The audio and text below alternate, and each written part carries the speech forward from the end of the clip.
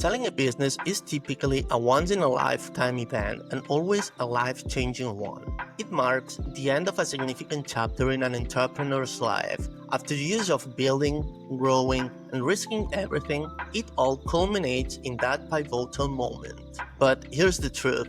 Selling your company isn't just a financial transaction, it's an emotional journey, one that requires thoughtful preparation, expert guidance, and a clear vision of what comes next. So, what does the journey look like? What does a complete M&A process involve? Hi, I'm Simon, founder and managing partner at Moeller. In this video, I'll walk you through what a typical M&A process looks like from the sell side. We'll go stage by stage, highlighting key milestones and providing you with a clear roadmap of how these deals are completed. So, let's jump right in. Well, a typical sell-side M&A transaction generally takes between 6 and 18 months and can be divided into 4 main stages. 1. Preparation. This initial phase focuses on laying the groundwork. Key tasks include reviewing financial statements, compiling a list of potential buyers, and preparing essential materials. This phase usually lasts 1 to 3 months. Number 2. Marketing and management presentations. During this stage, we begin reaching out to potential buyers, distributing a teaser and a confidential information memorandum or SIM, and scheduling meetings to present the business. This stage typically takes 2 to 4 months. Number 3. Diligence. Once we have interested buyers, they will conduct a thorough examination of the business. This includes reviewing data, asking questions, and delving into the details. This phase typically lasts between 2 and 4 months. And number 4, formal offers and documentation. This is the final stage of the process. It involves receiving offers, negotiating the final terms, managing legal documentation, and obtaining regulatory approvals to close the deal. This stage can similarly take 2 to 4 months. Each stage is crucial and has its timeline, objectives, and challenges. Let's now delve into each stage in more detail to clarify what is involved. Let's dive into the presentation phase, which, as we mentioned earlier, typically lasts between 1 and 3 months. Step 1 involves what we refer to as a light due diligence. During this phase, we, as advisors, review all the information we previously requested from the company, including operational data, customer metrics, and financial projections. It's not uncommon for clients to want to use their internal forecast. However, it is usually the advisors who develop a detailed forecast based on unit economics and historical performance. This ensures that the projections are credible and defendable in front of potential buyers. Once we've gathered all the relevant information and finalized the projections, we begin drafting the confidential information memorandum or SIM. Think of the SIM as the acquirer's in-depth examination of the company.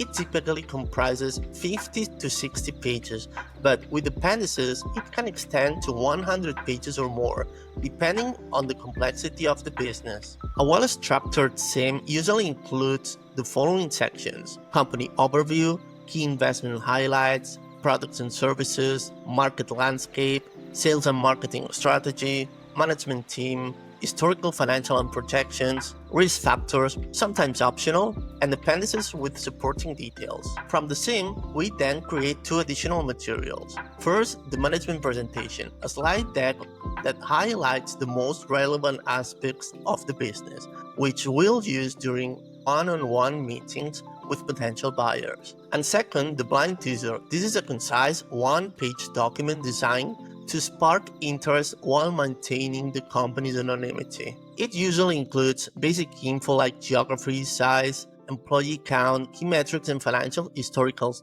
and forecast, overview of products or services, client logos, review snippets, and channels. The company's name has not been revealed yet. The blind teaser will be distributed to gauge the market's interest while ensuring complete confidentiality. Lastly, in this phase, we work closely with the management team to build an initial list of potential buyers. Depending on the company, this can include strategic players such as competitors or suppliers, as well as financial sponsors. A crucial step in this process is identifying the type of buyers the company prefers to avoid. This could include direct competitors, companies with potential conflicts of interest, or simply those that management feel are not a good fit. By the way, if you are interested in learning more about the different type of buyers in an M&A process, check out my earlier video on that topic. I'll leave you the link in the description. Now, let's discuss the marketing and management presentation phase, which typically lasts between 2 and 4 months. This phase begins with initial outreach to the potential buyers identified in the buyers list.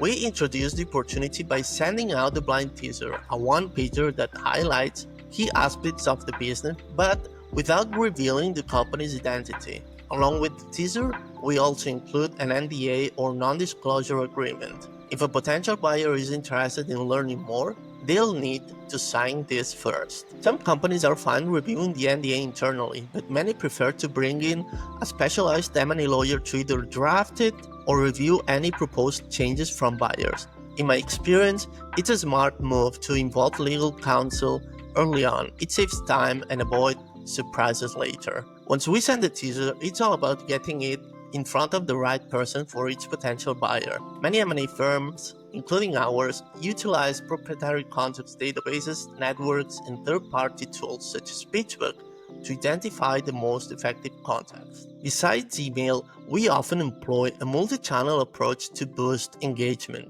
utilizing LinkedIn, making calls, or even initiating introductions through shared connections. Now, when a potential buyer signs the NDA, we send them the SIM, the detailed confidential information memorandum we built earlier.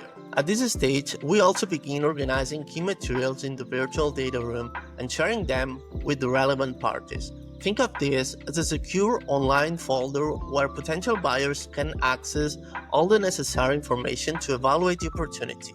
However, remember that we are not yet in full due diligence mode. The data room at this point typically includes operational KPIs and metrics, a breakdown of the employee base, historical financials, and any other essential documents for preliminary analysis. During this time, we are also available to answer any questions buyers may have, helping them better understand the opportunity. After reviewing the SIM and exploring the data room, interested buyers are invited to join a management presentation.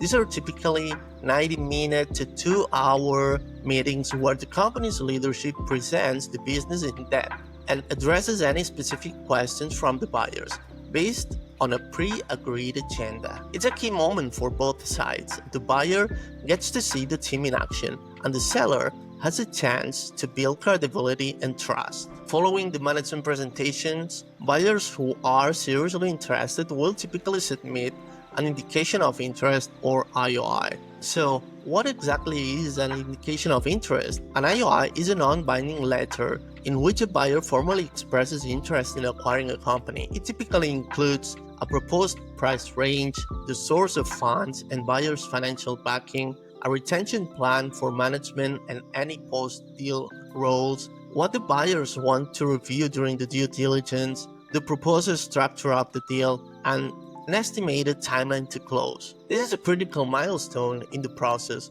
Based on these IOIs, we can narrow down the field and move forward with the most serious buyers into the next phase.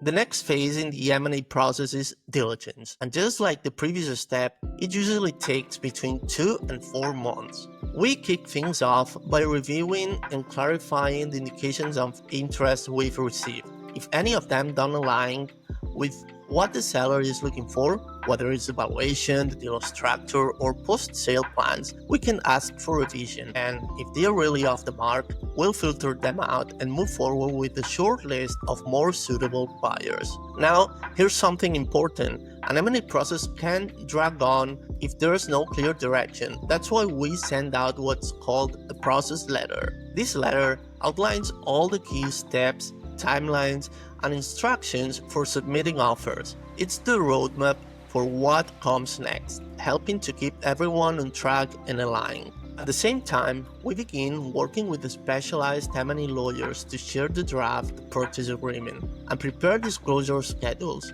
The lawyers involved must have experience specifically in M&A transactions. This is not the time to cut corners. The purchase agreement is the official contract that outlines the full terms of the sale, including the price, payment terms, legal protections, warranties, closing conditions, and post-closing arrangements. It's the foundation of the transaction, protecting both the buyer and seller by clearly defining responsibilities and managing risk. So that's the due diligence phase. A lot happens here behind the scenes, and it's one of the most critical stages of the entire process. Now, let's walk through the final stage of the M&A process, formal offers and documentation, which typically takes between 2 and 4 months. This is the point at which we begin receiving official bids from potential buyers. To create a truly competitive environment, it's ideal to run more than one bidding round. That said, we need to be careful to not burn out the buyer, so most firms structure 2 to 3 bidding rounds. After each round, we narrow down the list until we identify strongest contenders. Once the final bids are in, the seller selects the preferred buyer. From here, the seller enters what's called confirmatory due diligence, usually under an exclusivity agreement, which means the seller agrees not to negotiate with any other parties during this period. During confirmatory diligence, the buyer will typically send over a checklist of documents they want to review in more detail. Our job is to help prepare and organize everything to make that process as smooth as possible. Now let's talk about the legal side. At this point, we'll start seeing term sheets and the first markups of the purchase agreement. That's the legal contract that outlines all the terms of the deal. A critical section in the agreement is the representations and warranties, or reps and warranties. These are legal statements made by both the buyer and seller to confirm that specific facts about the business and the deal are true. They are essential because they help allocate risk and responsibilities between the two parties. Final negotiations will take place around the purchase agreement and related documents, and of course, specialized M&A lawyers play a key role here, not only in drafting and reviewing the agreement, but also in ensuring that all necessary regulatory approvals are in place. Once the purchase agreement is finalized and accepted by both parties, we proceed to sign and close offer concurrently, and that's it. At that point, we can officially say the deal is done. And if you're wondering what comes next, well, we usually celebrate the closing with our client over dinner at a nice restaurant. Now you have a clear understanding of what an M&A process entails. It's a long and demanding journey, typically taking anywhere from 6 to 18 months, and it's broken down into several phases, each packed with a complex task and decisions. And here's the truth, the deal can fall apart at any stage, even right before signing the purchase agreement. That's why, in my view, having a professional advisor by your side, it's not just helpful, it's essential. Not only can they help you maximize the outcome, but they also allow you to stay focused on running your business while the process moves forward. If you found this video helpful, hit the like button, subscribe, and share it with anyone who might benefit. Thanks for watching, and see you in the next video.